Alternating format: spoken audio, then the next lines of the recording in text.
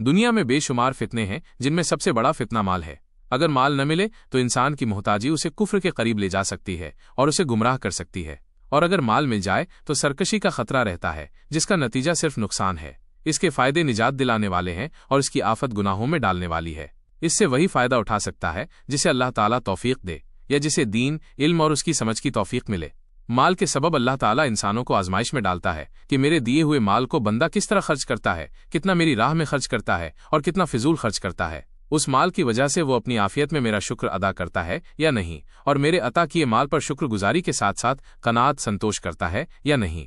लेकिन कुछ लोगों की उम्मीदें और ख्वाहिशें कभी खत्म नहीं होती, यहाँ तक कि मौत का वक्त आ जाता है और वे कब्र में दफन हो जाते हैं। हदीस पाक में है, नबी करीम सल्लल्लाहु ताला अलैहि वसल्लम ने फरमाया, हर उम्मत के लिए एक फितना है और मेरी उम्मत का फितना माल है। कुरान मजीद में अल्लाह ताला इरशाद फरमाता है, बेशक तुम्हारे माल और तुम्हारी औलाद सब आजमाइश हैं। सरवरे कौनैन सल्लल्लाहु ताला अलैहि वसल्लम ने इरशाद फरमाया, मुझे इस बात का डर नहीं कि तुम मेरे बाद शिर्क करने लगोगे, बल्कि इस बात का डर है कि माल की हिर्स, लालच में एक दूसरे से आगे बढ़ोगे। नबी करीम सल्लल्लाहु ताला अलैहि वसल्लम का इरशाद गिरामी है, कसरते माल की ख्वाहिश ने तुम्हें गाफिल कर दिया और इंसान कहता है, मेरा माल, मेरा माल। हालांकि तेरा माल वही है जो तूने खाकर फना कर दिया, पहनकर पुराना कर दिया या सदका करके बाकी रखा।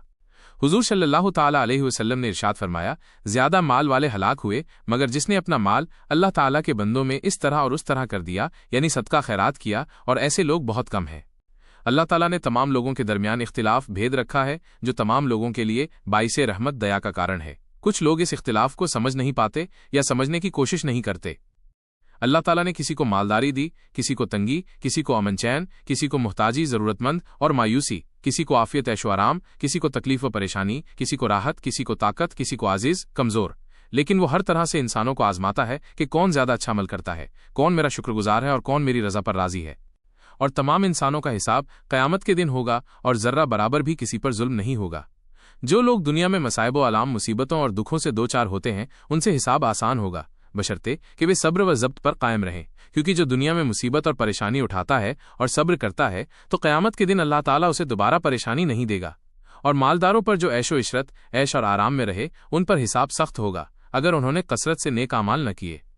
क्योंकि अल्लाह ताला किसी की सूरत या माल नहीं देखता, बल्कि वो तो सिर्फ इंसान के अमाल, कर्म देखता है। क्योंकि तमाम इंसानों को बनाने वाला और उन्हें नेमतें, उपहार अता करने वाला रब्बुल आलमीन है, जो तमाम जहानों को पैदा करने वाला मालिक है और कायनात के निज़ाम को चलाने वाला एक अकेला परवरदिगार है। कुरान मजीद में अल्लाह ताला इरशाद फरमाता है, ऐ ईमान वालो, तुम्हारे माल और तुम्हारी औलाद तुम्हें अल्लाह के जिक्र याद से गाफिल न कर दें, और जो ऐसा करेगा वही लोग नुकसान उठाने वाले हैं। इरशाद बारी ताला है, तुम्हें ज्यादा माल पाने की तलब ने आखिरत से गाफिल कर दिया, यहां तक कि तुम कब्रों में जा पहुंचे। हरगिज नहीं, मालो दौलत तुम्हारे काम नहीं आएंगे। तुम अनकरीब इस हकीकत को जान लोगे। फिर आगाह किया जाता है, हरगिज नहीं, अनकरीब तुम्हें अपना अंजाम मालूम हो जाएगा। हाँ, काश तुम मालो ज़र की हवस और अपनी गफलत के अंजाम को यकीनी इल्म के साथ जानते तो दुनिया में खोकर आखिरत को इस तरह न भूलते। तुम अपनी हिर्स के नतीजे में दोज़ख को जरूर देखोगे, फिर तुम उसे जरूर यकीन की आंख से देख लोगे। फिर उस दिन तुमसे अल्लाह की नियमतों के बारे में जरूर पूछा जाएगा कि तुमने उन्हें कहाँ कहाँ और कैसे कैसे खर्च किया था। नबी करीम सल्लल्लाहु ताला अलैहि वसल्लम ने इरशाद फरमाया, दो भूखे भेड़िए बकरियों के रेवड़ में छोड़ दिए जाएं तो वो उसको इतना तबाह और बर्बाद नहीं करेंगे जितना माल पाने की चाहत दीन को बर्बाद कर देती है। सरकारे दो आलम सल्लल्लाहु ताला अलैहि वसल्लम का इरशाद गिरामी है, क़यामत के दिन हर फ़कीर और मालदार इस बात को पसंद करेगा कि काश दुनिया में ज़रूरत के मुताबिक रिस्क मिलता। हुजूर सल्लल्लाहु ताला अलैहि वसल्लम ने इरशाद फरमाया, दो हरीस लालची कभी से संतुष्ट नहीं होते, एक इल्म का हरीस और दूसरा माल की हिर्स रखने वाला। ज्यादा माल पाने की ख्वाहिश इंसान को गुनाहों के दलदल में ले जाती है और इंसान कई तरह के गुनाहों का मुर्तकिब दोषी हो जाता है। ज्यादा माल के सबब इंसान के अंदर तकब्बुर, अहंकार पैदा हो जाता है और वो खुद को मुअज़्ज़ज़, सम्मानित और लोगों को हकीर, तुच्छ जानता है। और ज्यादा माल पाने की तलब उसे हिर्स की तरफ ले जाती है, क्योंकि उससे ज्यादा जब किसी दूसरे के पास माल होता है तो वो हसद, ईर्ष्या करता है, और उससे ज्यादा माल हासिल करने की तलब उसे हरीस बना देती है और वो गुनाहगार हो जाता है। और लोगों में अपनी तारीफ व वाहवाही और इज्जत पाने के सबब वो ऐसे काम करता है जिसमें दिखावा, रियाकारी शामिल होता है, और वो इस तरह रियाकारी का गुनाह कर बैठता है, यहाँ तक कि वो अपनी आखिरत के बजाय दुनिया बनाने में लग जाता है और आखिरत का ख्याल उसके दिल से निकल जाता है और वो अपनी आखिरत बर्बाद कर लेता है और उसके गुनाह उसे जहन्नुम की तरफ ले जाते हैं। मोमिन का दिल उसके माल के साथ होता है, अगर उसने आगे भेज दिया तो उससे मिलना चाहता है और अगर आगे न भेजा तो उसके साथ रहना चाहता है। حضرت حسن بصری رحمۃ اللہ تعالی علیہ فرماتے ہیں کہ اللہ رب العزت کی قسم، جو شخص درہم روپیہ پیسہ کی عزت کرتا ہے اللہ تعالیٰ اسے ذلیل کر دیتا ہے۔ کہا گیا ہے کہ جب درہم و دینار تیار ہوئے تو شیطان نے ان کو اٹھا کر اپنی پیشانی پر رکھا، پھر ان کو بوسہ دیا اور کہا، جس نے تم دونوں سے محبت کی حقیقت میں وہی میرا غلام ہے۔ اس لیے ہمیں چاہیے کہ حلال وید مال کو صحیح مقصد کے لیے جائز طریقے سے حاصل کریں اور جائز ضرورتوں پر خرچ کریں، اور فضول خرچی سے بچیں اور نہ کنجوسی کریں، بلکہ اعتدال سنتولن پر رہیں، یعنی نہ حد سے زیادہ اور نہ حد سے کم خرچ کریں، اور اللہ تعالیٰ کی راہ میں زیادہ سے زیادہ خرچ کریں، کیونکہ اللہ تعالیٰ کی راہ میں جو مال خرچ کیا جاتا ہے وہی مال قیامت تک ہمارا ساتھی ہوتا ہے اور موت کے بعد بھی ہمارا ساتھ نہیں چھوڑتا۔